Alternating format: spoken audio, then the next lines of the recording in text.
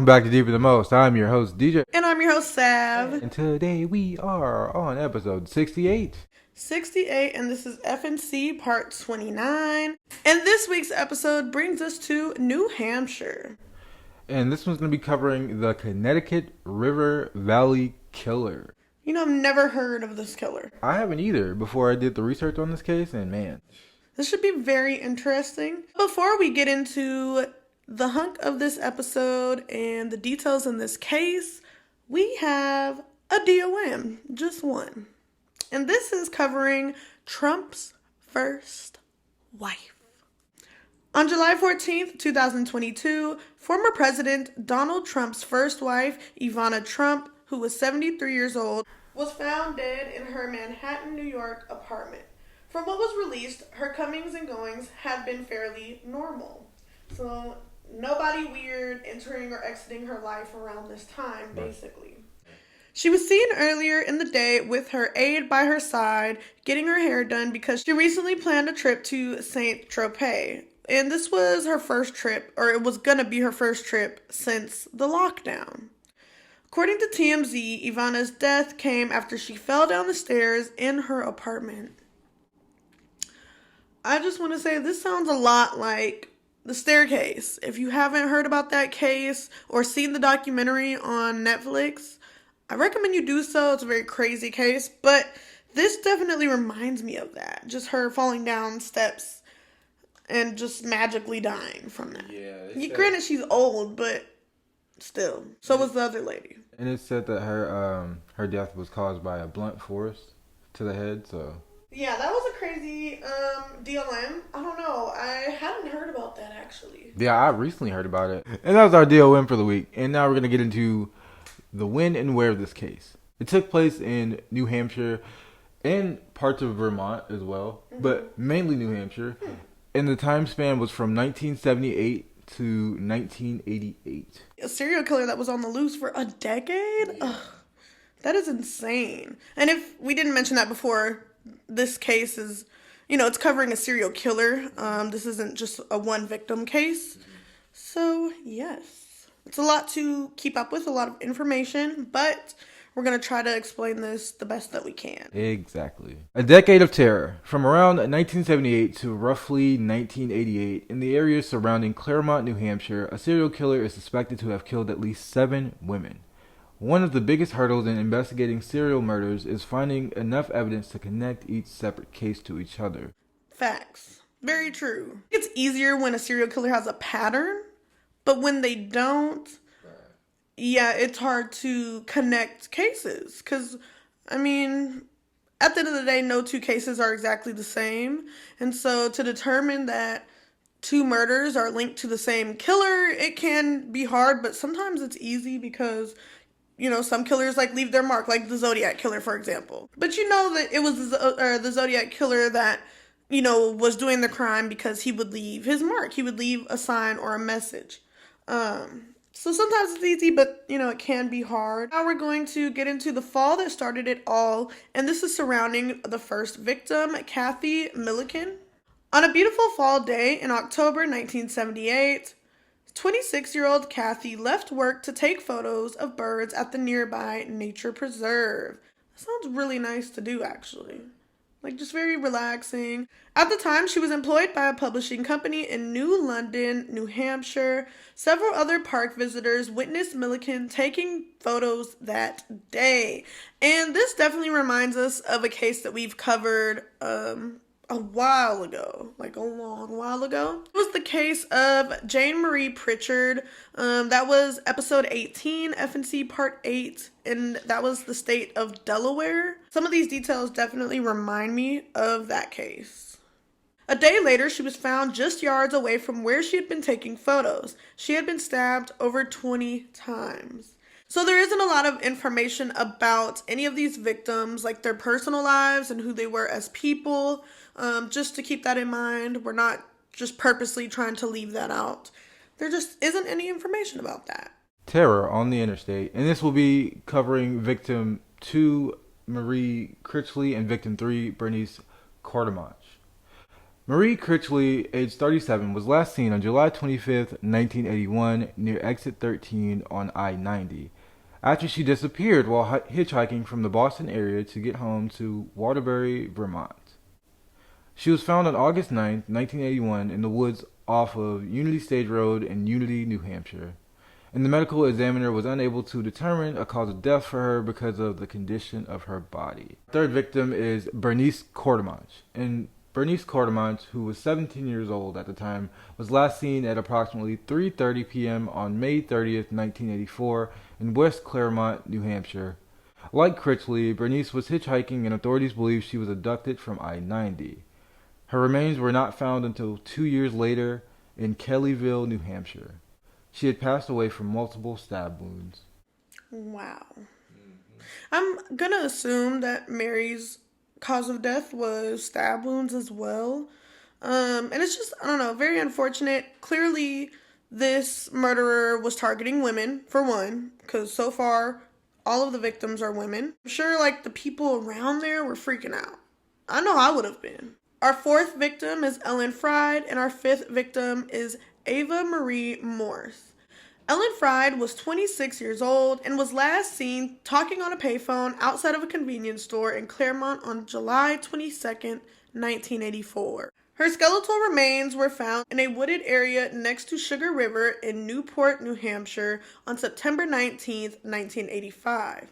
Her cause of death was also undetermined.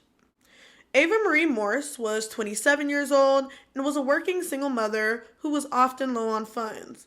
She often hitchhiked home from where she worked, which was located in Charlestown, New Hampshire. And I cannot, get over this. Around this time, in the 80s and the 70s, 60s, whatever, hitchhiking was such a normalized and, okay thing to do. And it's so crazy because this is around the time where people didn't even lock their doors to their houses. People would leave their doors unlocked. Yeah, no. And, you were just able to hitchhike and stuff. But at the same time, all of this type of stuff was still happening. Murderers were still on the loose. Serial killers were out there. And I've heard a lot of cases where hitchhiking was the last time a victim was seen. So the fact that it was so normal and okay, yeah, go ahead and hitchhike. And they knew what was out there. I don't know. It's just so weird how normal it was. And how they weren't just scared to be jumping in a stranger's car. That is just unheard of. Yeah, nah, that is crazy. The fact that people really were, that was their mode of transportation. And they were completely fine, completely okay with it. But yeah, like you said, stuff like this was still happening. And I don't know if people were, unfazed or, what. But they just continued to do it. Exactly. On July 10th, 1985, Ava was on her way home when she just simply vanished. Fast forward a bit, on April 25th, 1986, a logger found her remains in Unity, New Hampshire, which was 20 minutes away from her work, within a few hundred feet of where Critchley's remains were also found. The medical examiner determined she was stabbed to death as well. Yeah, I feel like with evidence like this, cause of death being the same, location being the same, victim type being the same, it's kind of easier to assume that there is a serial killer behind these crimes. Right. It's just too similar. Right. It's too, I don't know, you just can't. Because here we are on victim 5, and so far most of these killings have been the same. Yeah. The same way. Yeah, and the locations are all very close. Right. Definitely. But on that note, we're going to take a trip to Sponsorland, and we will see you soon. Have you heard about Anchor? It's the easiest way to make a podcast. It's free and easy to use.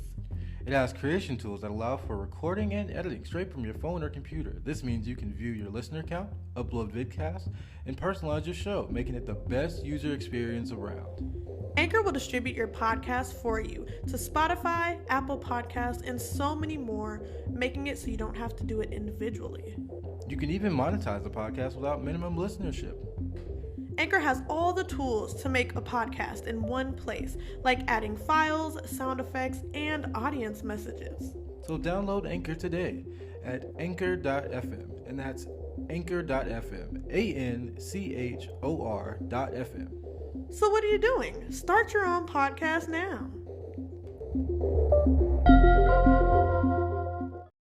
And we're back. So now we're going to get into our last two confirmed victims. The first one is Linda Moore. On April 15th, 1986, a horrifying home invasion left Linda Moore, who was 36 at the time, face down in a pool of blood with 40 stab wounds covering her body. Her home was located within sight of I-91. So now we're going to get into our seventh confirmed victim, Barbara Agnew. In January 1987, a 36-year-old nurse by the name of Barbara Agnew went missing from Hartford, Vermont. She spent January 10th skiing and unfortunately never made it home. Her remains were located on March 28th, 1987. They were frozen and well preserved because the spring heat had not yet thawed her corpse. The crime scene revealed that she had been repeatedly stabbed in the skull. That's so fucking brutal. And the sad part about this is she still had her lift pass, the pass that you have to get to go on the lift, to go at the top of the peak so you could ski down the... Oh, yeah. So she still had the pass, in her coat. So now we have a sketch, a survivor, and a suspect. Revisiting Linda Moore's case, and just to recap, Linda Moore was our sixth victim. Neighbors were able to contribute to a sketch from her case because Linda was the victim who was the victim of the home invasion. They say that a young man between 20 and 25 years old with a round face and glasses was seen lurking around their neighborhood near the Moore home. That just gives me chills. That's some creepy ass shit. On April 6, 1988, Jane Borowski, who was 23 years old, had an encounter with the Connecticut River Valley Killer around midnight. She was 7 months pregnant at the time, and she was driving home from the county fair when she pulled over to get a drink from a convenience store vending machine. Very normal night. After settling back in her car with her can of soda, a man pulled up seemingly out of nowhere and was standing at her car window, asking her if the payphone worked. Ugh, that's creepy. Why don't you just go check? Right. Why are you asking me? Or go ask the people that work here. Well, the thing about that is, it was midnight, so the store was closed. So there was just a vending machine outside? The vending machine was outside. Okay, oof, that's even creepier. Before she could reply, he opened her car door and pulled Borowski onto the pavement. He began slicing at her with a large knife while calmly accusing her of hurting his girlfriend. Borowski had no idea what he was talking about, but told him she didn't know his girlfriend. She fled, running toward the dark road, but he caught up and continued stabbing her. Oh my god. I'm sorry, guys, but just visualizing that is very graphic and just horrifying. I can only imagine the terror that she was feeling, and she was pregnant. The fear of not only your own life, but your child's life. He seemed to lose interest as Borowski gave up the fight. He got back in his vehicle and drove off. She was bloody and terrified, but dragged herself to her car and climbed behind the wheel. The fact that he got bored because she wasn't trying to fight him off anymore just scares me to think about. Somebody would just stop because you gave up. Because in that type of situation, you're not going to want to give up. You're going to want to fight until you can't anymore. You're going to want to fight until you're dead. And the fact that he gets off on his victims fighting until they can't, until they die, that's terrifying to think, because that's what most people's that's what most people's reflex would be to do, is to fight back. Mm-hmm. So she was lucky that she got tired and just gave up. Yeah, that's fucking crazy. It could have went. And with her giving up, she probably thought, damn, now that I've given up, I am gonna die. Right. Seriously though, the fact, like you said, the fact that he gets off on them fighting him back, and she gave up, and he just left, got in his car, and drove the fuck off, is fucking, it's insane. Yeah. Cause it's really, bro? That's what you want out of your victim, to literally fight you, and then you have the upper hand because you're wielding a knife or whatever, and I think it's just the thrill of them in fear, fighting. I don't know. It's very twisted. Borowski drove straight to her friend's house, who lived 2 miles away, panicked and bloody. On the road, she was stuck behind a vehicle she soon realized was her attacker. But she made it to her destination, later getting life-saving care at the hospital. Borowski had 27 stab wounds, including significant cuts to her neck, but both she and the baby survived. And what if I don't know, his motive or his drive to commit these crimes, his motivation is coming from maybe something happened to a girlfriend of his in the past, or she had passed away, and maybe it was due to, I don't know, like bullying or something, something just unrelated from another girl or another woman. And he was probably really in love with his girlfriend, and then it now just takes it out on every other woman. That could have been his motive, his MO, which is sick to think about. But the next part we're going to get into is our suspect. His name is Michael Nicolo. And it says here he enjoyed killing, and that comes from his old war buddies from the Vietnam War. Yeah, that's unsettling. So, Michael's stepfather, Og Edward Stafford, was a career criminal and sex offender with who Michael lived with for the first 4 years of his life. That's not a good upbringing. That's terrible. That, and then he eventually got adopted by one of his mom's boyfriends later on in life, but even then, just as weird. Yeah, even then that wasn't even a good time because he was abusive and. Yeah, so just one bad home to another. Michael Nicolo, a man from an unstable childhood, came of age in the areas of Harlem and the South Bronx of New York in the 50s and 60s. So he just grew up in a rough area overall. Michael returned home after the war with post-traumatic stress disorder, aka PTSD, and was experiencing major flashbacks and horrifying nightmares. He received treatment at the Veteran Affairs Hospital his entire adult life and maintained relationships with several war buddies. I think it's very common with veterans to, stick with the people that they experience some of the most traumatic things they ever have with. The military is seen to most people as a family, like a brotherhood or a sisterhood. So Yes. For a lot of people, staying in touch with their comrades is a big thing. Definitely. And if you didn't know that, construction is the same way. In the early 1980s, he decided to open a porn shop. Very interesting. In November 1983, Michael opened his porn shop, and it was called The Pleasure Chest. Would you go to a porn shop called The Pleasure Chest? I don't know, man. That don't sound like a place I want to be. The business did not last long because it got robbed, and Michael began living as a drifter. Oof. Damn. So he lost it just as quick as he got it. Looking at the killer profile of Michael, the killer attacked, and this is if Michael is the confirmed killer. It's not actually confirmed that he is the one that did these crimes, but it's highly alluded to.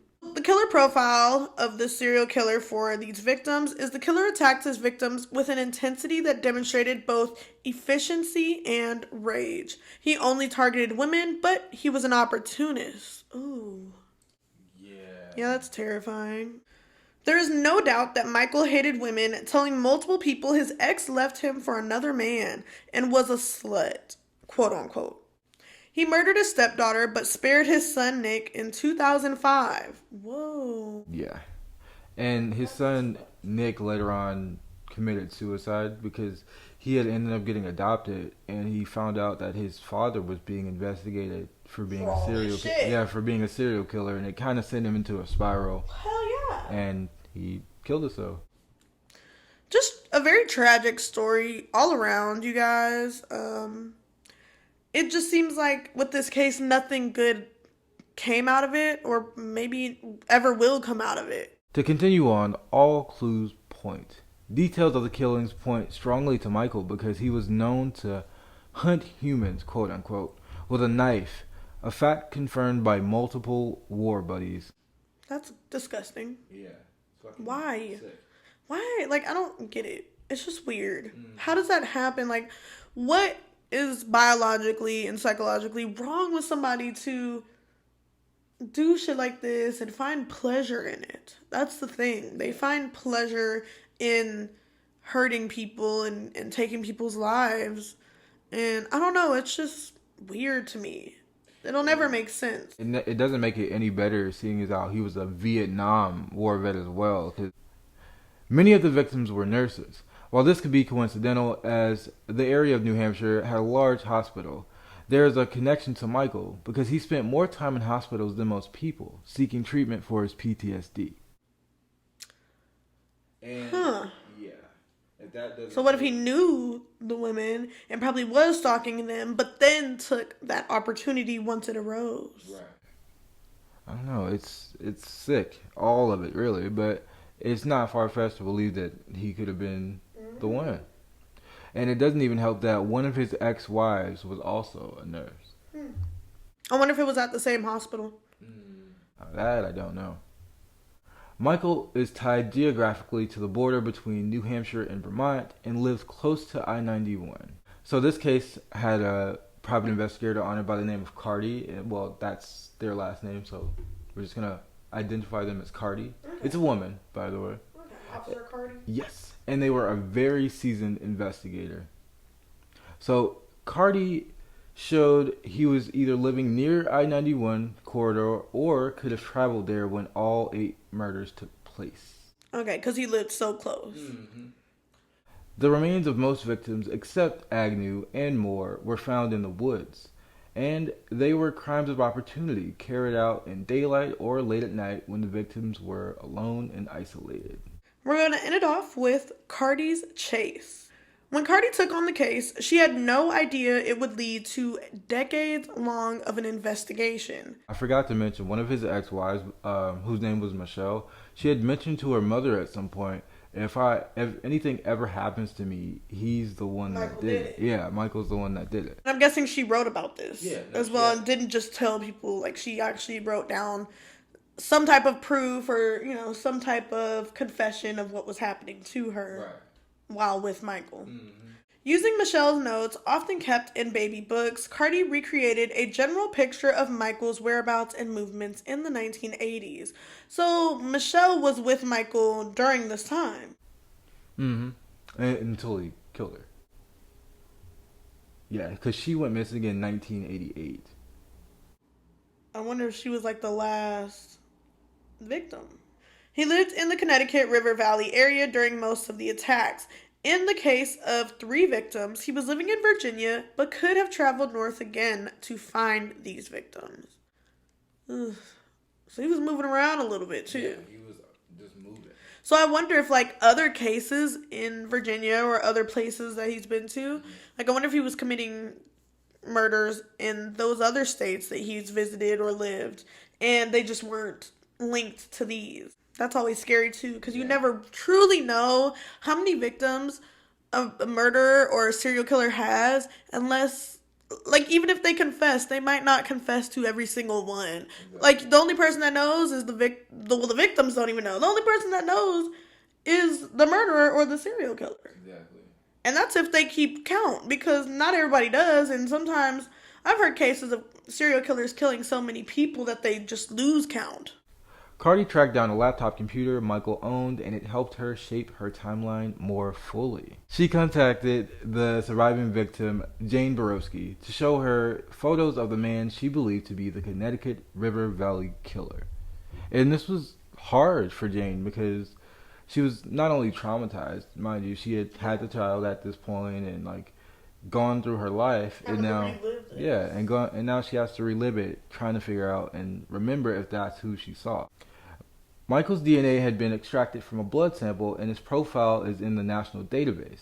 The case continues to frustrate investigators and victims' families, and is especially difficult for Jane Borowski herself, the only survivor. The crime scene evidence yielded DNA, yet none of it has been compared with that of the prime suspect, who was Michael Niccolo. Crazy. So they basically know who the fuck did this. I really wish that we were able to know more about these women and about these victims and learn their stories. Unfortunately, we don't have that information.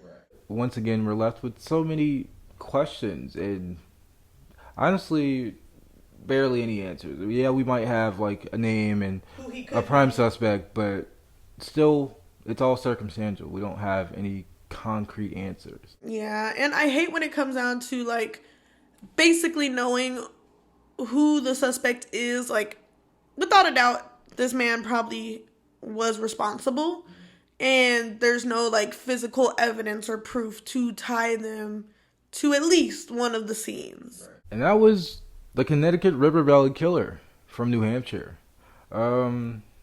Honestly, I don't even know how to feel about this.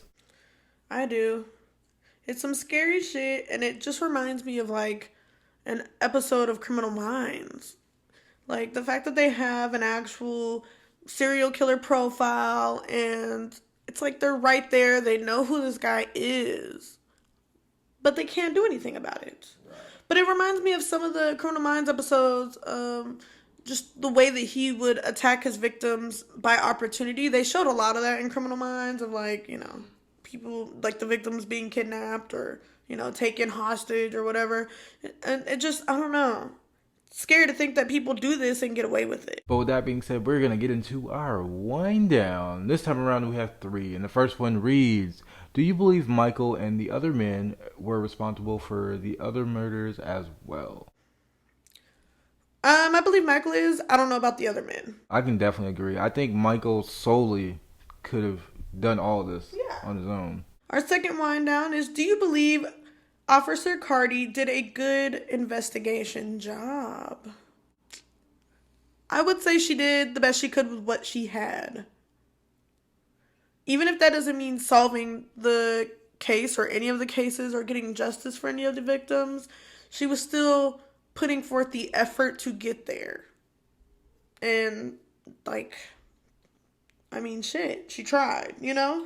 Sometimes you can't solve a case. Yeah, you can only do what you can do. And I can agree. I think she did very good with what she had. Like, she found all the clues, put all the evidence together, made a timeline. You know, she did her job.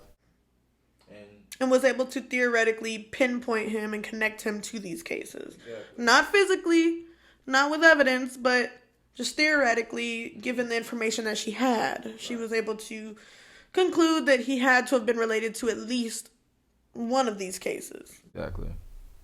And our final wind down is, do you believe if the DNA was compared today, it would point back to Michael? Yeah, definitely.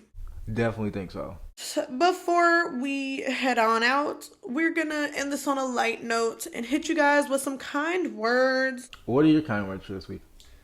My kind words would be, don't always trust a nice face. Because what if in some of these instances, I don't know, like he didn't seem to be a threat just because he probably looked like a nice guy approaching these women.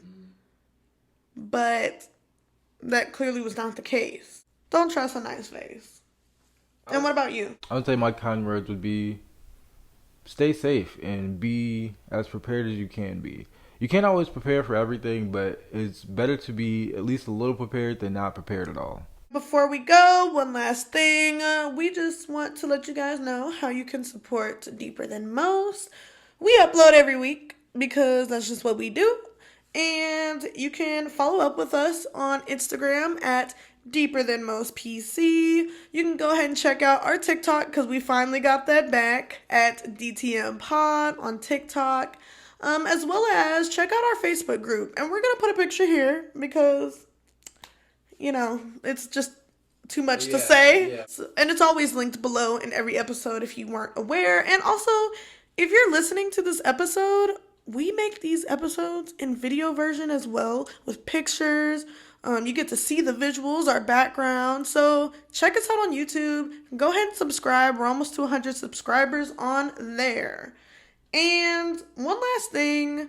Next week, we will be doing our giveaway. So if you have any other questions that you want to squeeze in before we get that out, go ahead and DM us your questions or comment on a post or an episode. And yeah. We want to know what's on your mind these days. This has been episode 68, which means you have 67 other episodes to check out. And if you ain't checking them out, what the fuck are you doing? Honestly. And that includes our short stuff bonus. And we know our last couple episodes have been very, very short, like 30 minutes each. We don't know why they've been so short. Like, I don't know, we just been talking a little less, but we're trying to draw our episodes out a little bit more so we can get back to the full length content, because our 35-minute and under episodes are short stuff bonuses, but lately our full length ones have been pretty short just because of less content or information on the topic. But yeah, hopefully this one's a little bit longer for you guys. This FNC series is going to be coming to an end pretty soon. So, what else would you guys like to see on or hear about on the show? Yeah, let us know. Would you guys like us to do like a serial killer series? Would you guys like what are you into? I'm intrigued. I've been your host DJ. And I've been your host, Sav. Stay light, stay bright, and stay positive. Make sure you catch us on the next sesh of Deeper Than Most.